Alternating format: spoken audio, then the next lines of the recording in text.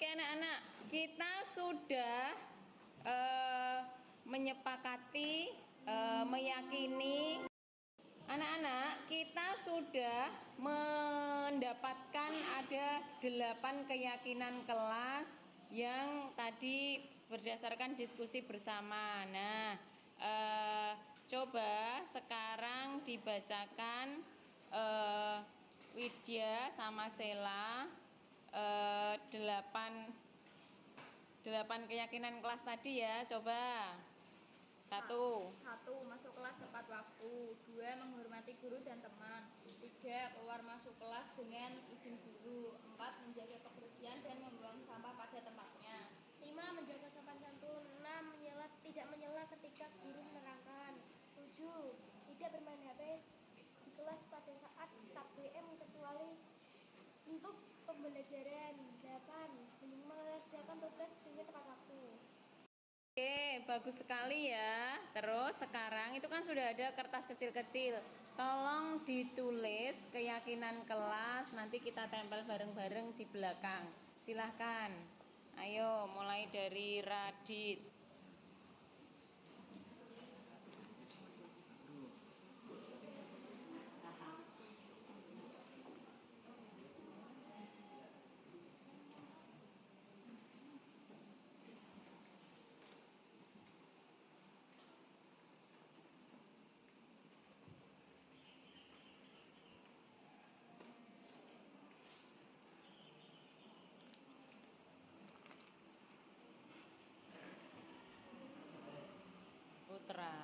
Putra.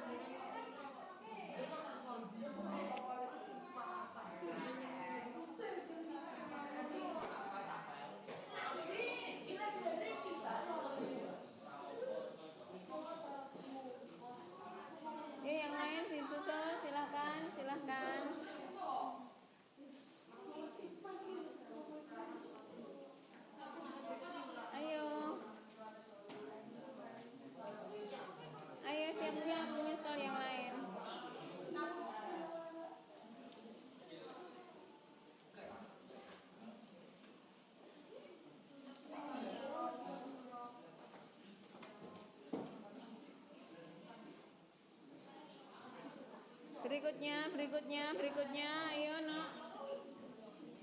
Biar enggak lama-lama. Ayo, selanjutnya.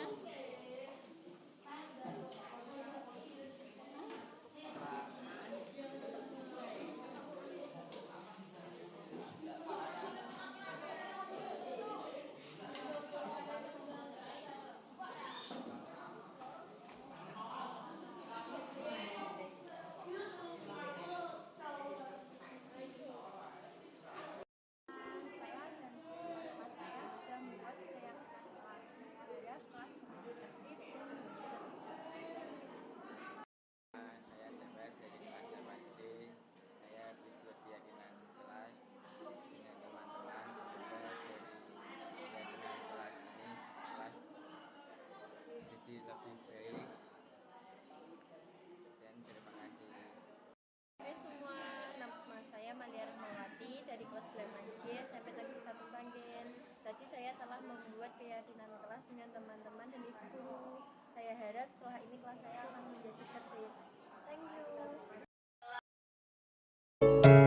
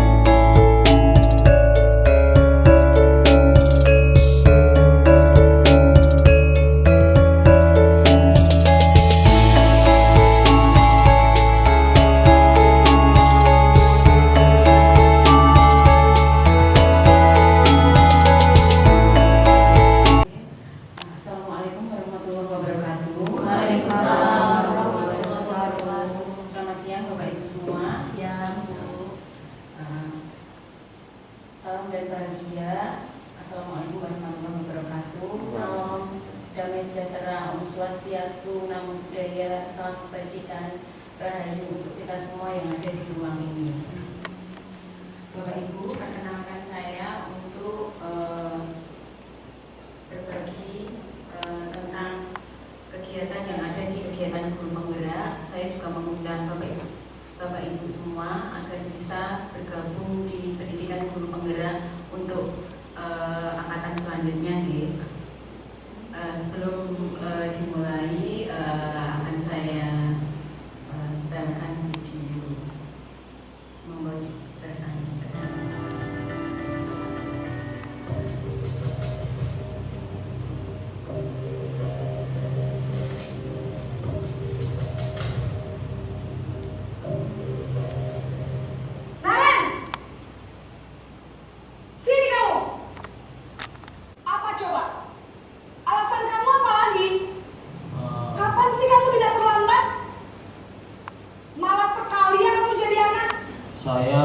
Dasar pemalas.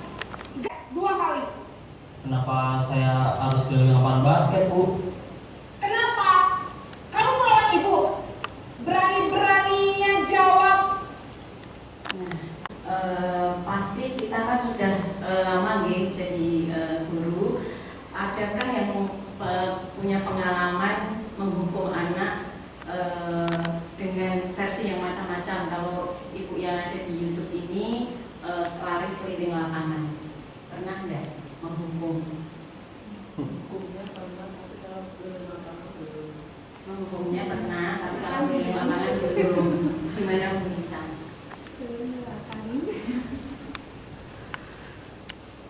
Kalau saya pribadi biasanya itu pertama teguran dulu dari lisan. Kalau kedua nanti biasanya buat suatu pernyataan gitu, tidak sampai suruh lari ataupun berdiri di depan kelas, karena itu tidak secara langsung itu akan membuli anak itu. Terima kasih. Rahayu belum pernah menghukum siswa karena yang saya tumbuhkan bukan takut dengan guru tapi tanggung jawab. Jadi saya kembalikan ke mereka, atau saya buat kesepakatan di awal sih, kalau memang kesepakatan dilanggar ya berarti harus dapat konsekuensi. Biasanya bukan hukuman karena nanti kalau hukum saya bukan polisi dan saya bukan hakim. Terima kasih. Sudah beberapa kali kurang tepat. Terus waktu itu saya masih 26 tahun kira-kira usia saya. Jadi saya terus emosi. Setelah itu sampai anaknya itu mau nangis, nggak bisa ngucapin. Terus saya masih minta ngucapin terus. Akhirnya dia saling terus pulang. Sampai sekarang itu rasa penyesalan saya sangat dalam. Terus rasanya ingin tak cari anaknya. Waktu itu saya di MTS swasta di Peturunan gitu loh. Jadi terus ketika saya mendapatkan pelajaran ilmu di pendidikan guru penggerak ini semakin membuat penyesalan saya semakin dalam. Ternyata menghukum itu memang tidak baik. Terus ini ada lagi Bapak Ibu. Kamu senang ya bikin ibu susah ya? Kalau kamu terlambat lagi, nanti ibu yang ditegur bapak kepala sekolah, nak. Disangka ibu tidak bisa membina kamu.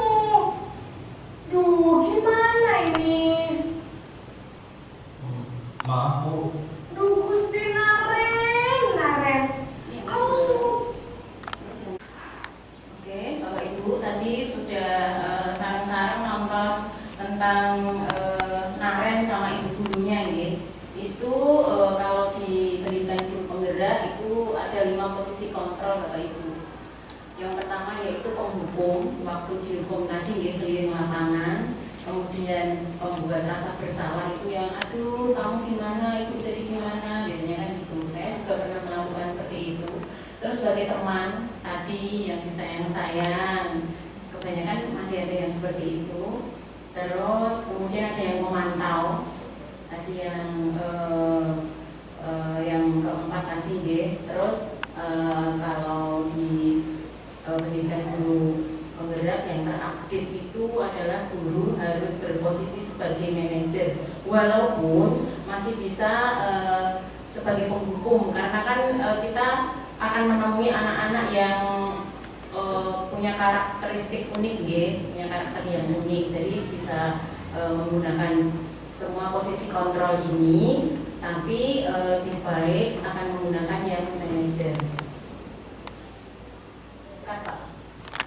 Ini ada contoh pernyataan-pernyataan ya. Kalau yang saya kecewa sekali dengan kamu itu membuat orang merasa bersalah. Kamu tidak pernah benar melakukannya itu terhukum. Ayo lakukan demi ibu bapak itu sebagai teman. Terus apakah kamu mau mendapatkan stiker bintang hari ini itu sebagai pemantau? Terus bagaimana kamu bisa menyelesaikan masalah ini itu sebagai manajer? Dan kamu selalu yang terakhir itu sebagai penghukum. Saya yakin Bapak Ibu Mas pasti di awal-awal pembelajaran ini menerapkan keyakinan kelas sebagai guru mapel maupun sebagai wali kelas. Pasti ada keyakinan kelas. Ini contohnya. Nah, terus ini ada peraturan, terus ada keyakinan kelas. Nah, ini yang akan ada perbedaan sedikit ya, seperti itu. Mantau dan manajer. Bapak Ibu, untuk selanjutnya Bapak Ibu sharing ya, bagaimana menerapkan 5 posisi kontrol untuk murid-murid. Monggo Pak Hanif dulu. Assalamualaikum warahmatullahi wabarakatuh. Waalaikumsalam. Kalau menurut saya menerapkan kelima posisi kontrol ini, yang pertama menempatkan ke siapa kita mengajar. Seumpama ketika kita mengajar di SD, mungkin kita bisa memberikan posisi kita sebagai, tapi nggak berhukum masih merasa bersalah nih, karena di awal pembelajaran biasanya memang anak dari tingkat kanak-kanak ke sekolah dasar masih agak belum teratur, mungkin sedikit bisa diberi punishment, tapi yang belum terlalu berat, mungkin itu di tingkat SD. Kemudian untuk membuat rasa bersalah ini bisa di tingkat yang lebih tinggi, yang sudah istilahnya sudah dulur, di tingkat SMA atau SMK. Kemudian sebagai teman ini juga di tingkat yang lebih besar, jadi anak sudah mulai bisa diajak bicara dan bisa menjawab pertanyaan kita. Kemudian sebagai pemantau di tingkat SMP mungkin bisa diterapkan, karena ketika anak berbuat salah kita harus membuat anak ini merasa diawasi, jadi tidak terlalu sering berbuat salah yang berulang kali. Dan sebagai manajer ini juga mungkin bisa diterapkan di tingkat SMP. Jadi kita selalu memberikan pengawasan dan memantau setiap gerak-gerik anak agar setiap kesalahan tidak diulangi dan ada efek jerah ke anak tersebut. Seperti itu, Bu. Terima kasih.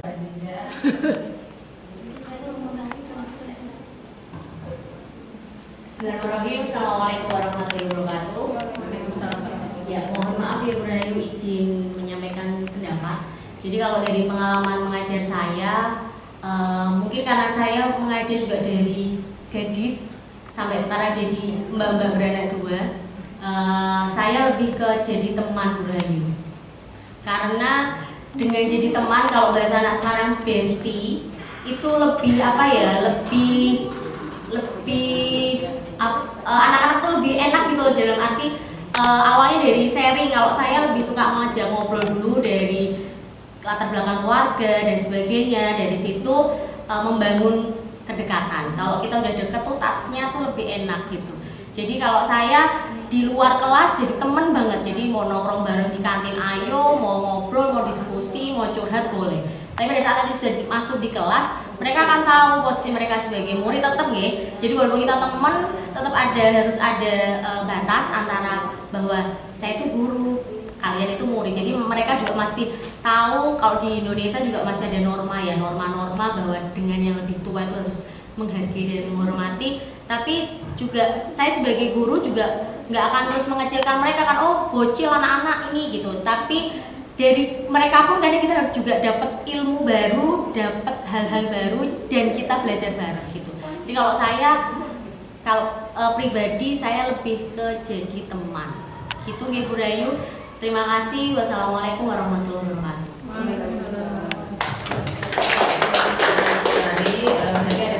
Di sekolah kita,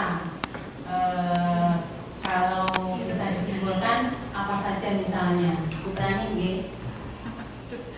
Saya nggak tahu pasti ya. Oke, assalamualaikum warahmatullahi wabarakatuh. Waalaikumsalam. Sedikit pengetahuan saya tentang budaya positif yang ada di SMP Negeri 1 Meranggen. Itu ada senyum, sapa, salam, dan sopan santun. Untuk yang lainnya seperti sholat berjamaah dan juga sholat zuhur berjamaah. Mungkin itu saja yang dapat saya sampaikan, Bu. Untuk yang lainnya mungkin ada yang lebih paham tentang SMP Negeri 1 Meranggen. Ibu yang cantik ini.